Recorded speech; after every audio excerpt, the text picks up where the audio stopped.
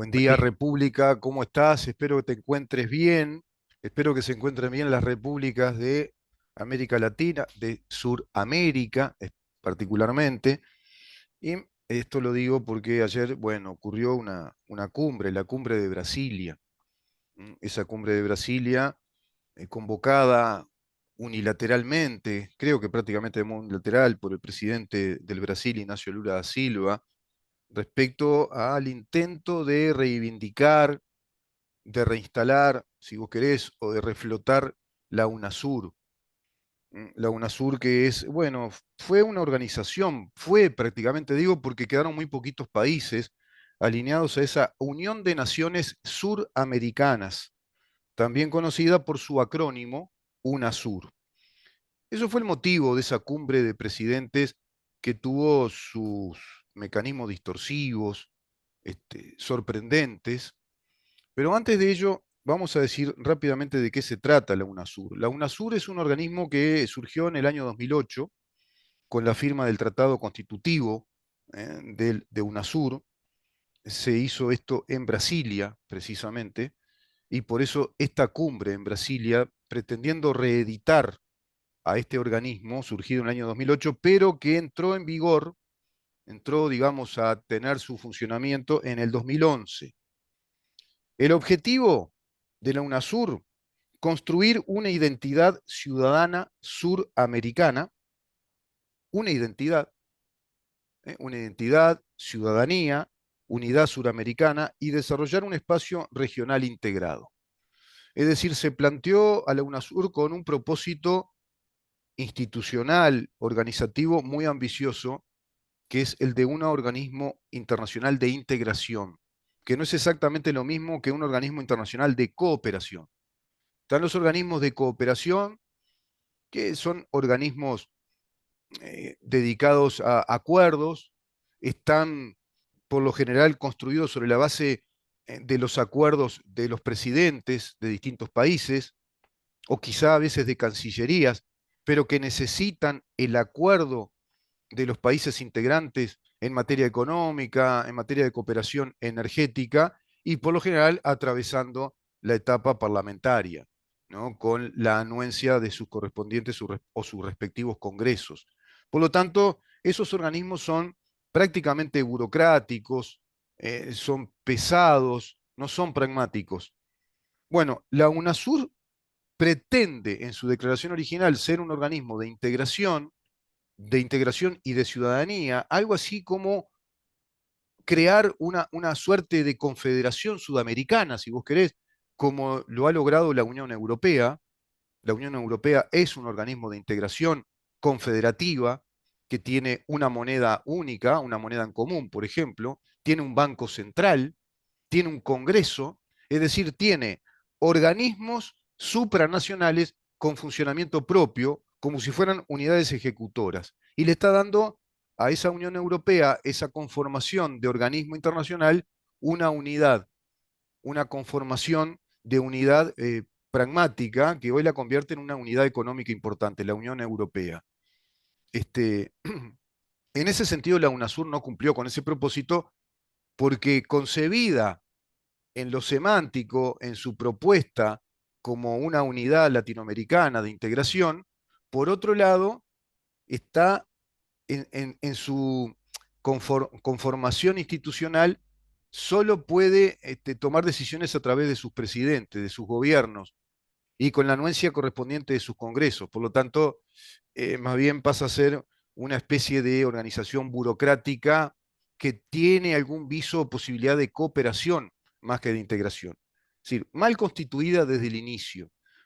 ¿Por qué? Porque los países latinoamericanos siempre manifiestan lo mismo. Históricamente, en Sudamérica es así, exactamente igual que en toda Latinoamérica, se manifiesta ese celo por no perder la soberanía nacional.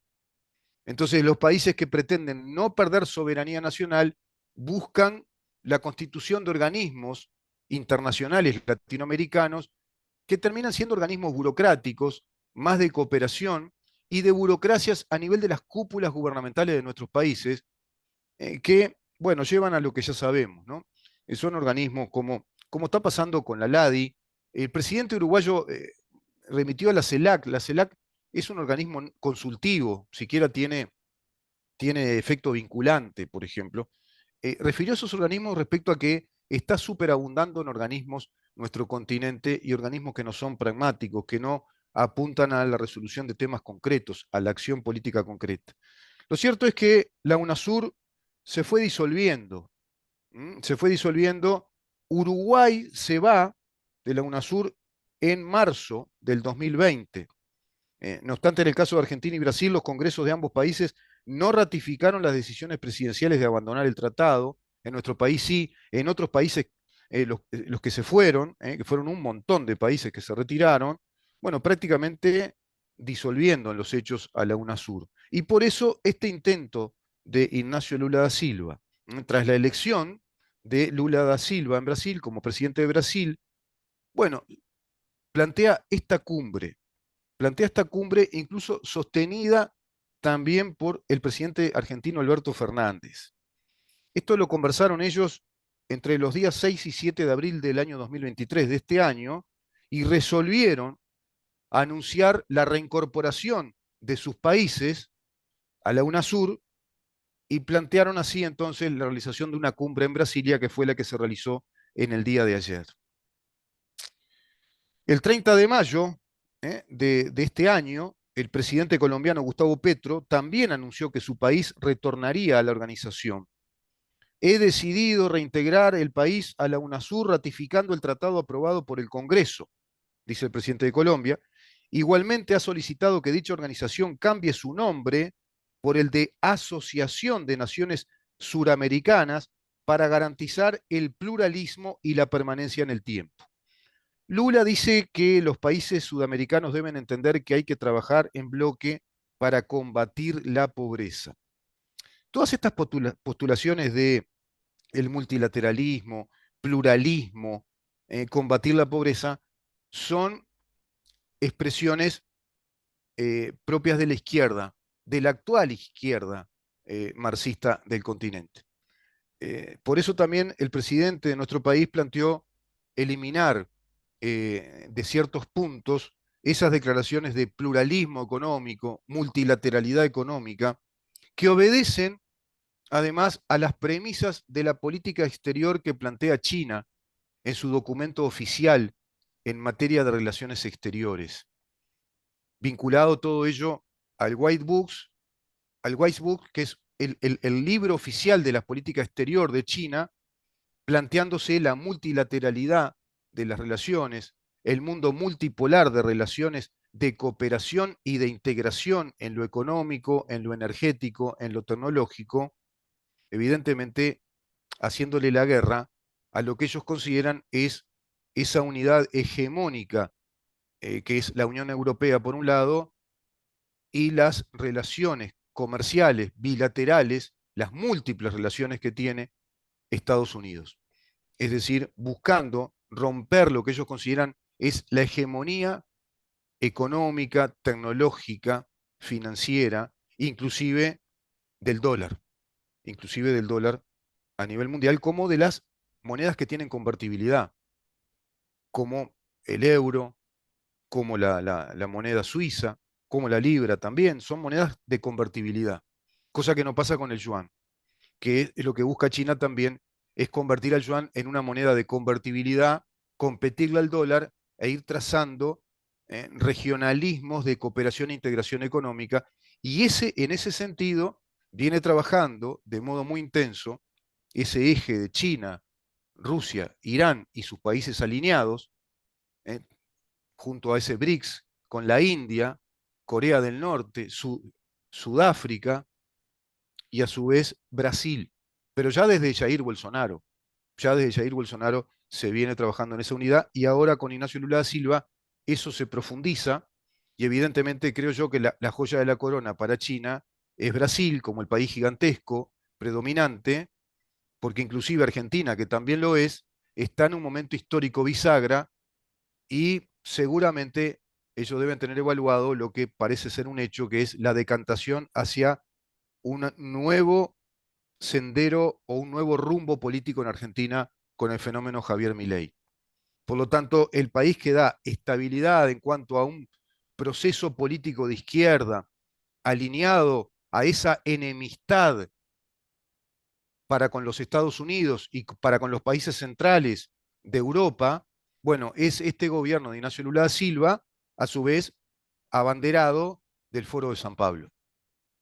Miembro fundador, el fundador original junto a Fidel Castro, que propicia muchísimo también las reuniones y el desarrollo del Grupo de Puebla, que está en permanente reunión con todos los integrantes del Foro de San Pablo y Grupo de Puebla, y de la CELAC, que es ese organismo consultivo no vinculante que proviene también de una, digamos, mentada idea de integrantes de izquierda, de líderes de izquierda en Latinoamérica, para ir creando esta especie de lo que ellos llaman hermandad de democracias populares y tratando de construir una identidad latinoamericana supranacional, pero con un sello ideológico. Tiene un sello ideológico indudable. Y esta alineación con China favorece muchísimo a los intereses de este desarrollo de una especie de izquierda predominante en el continente, construyendo ese proyecto del Foro de San Pablo. Creo que eso es lo que está detrás de esta propuesta de Ignacio Lula da Silva, que a su vez está de algún modo pautado por Itamaraty, que plantea con mucha influencia ante cualquier gobierno brasileño esta línea también de relaciones exteriores, porque ya se vio con Bolsonaro, la consolidación del BRICS, que es esa especie de comunidad económica que se está creando entre estos países, como China, Rusia, la India, Sudáfrica, Brasil, y se pretende que se integren más países. Evidentemente a través de la UNASUR, creo yo, se habrá pensado era el mecanismo adecuado para que se dé eso, creándose otra vez, revitalizando o reivindicando o reeditando la UNASUR a través de la propuesta brasileña. Brasil le hace los deberes a China, le demuestra históricamente que es un país preponderante, que ejerce una influencia determinante en el continente, el gigante de Sudamérica, propiciando la reedición de la UNASUR como una organización burocrática que se estabilice como tal y permita así justificar, digamos, inversiones en infraestructura, en energía, tratados de libre comercio entre distintos países o países integrados a la UNASUR con ese eje China, India, Rusia. Seguramente es por ese lado que viene la cosa. Se me ocurre a mí conjeturar, pensar. Distintas integraciones internacionales, vamos a ir a otro aspecto de todo esto. Vamos a una pausa, Damián, si te parece, y cerramos esta propuesta periodística de la primera parte del programa con este gran tema. Vamos a ver si nos da el tiempo para escuchar lo que el presidente de la República dijo por su cuenta de Instagram, dado que fue prohibida la divulgación de los mensajes presidenciales, fue prohibida la publicidad, la publicación de los mensajes presidenciales de parte de Ignacio Lula da Silva, quien fue el único que publicó su alocución presidencial como acto de apertura. Un acto absolutamente autoritario, una falta de respeto a todos los presidentes, algo para mí nunca visto, algo así como el ejercicio de la matonería, cambiando la pisada sobre la marcha y haciéndole perder el tiempo a muchos de sus integrantes. Sin embargo, llegaron a un acuerdo. Ahora te cuento.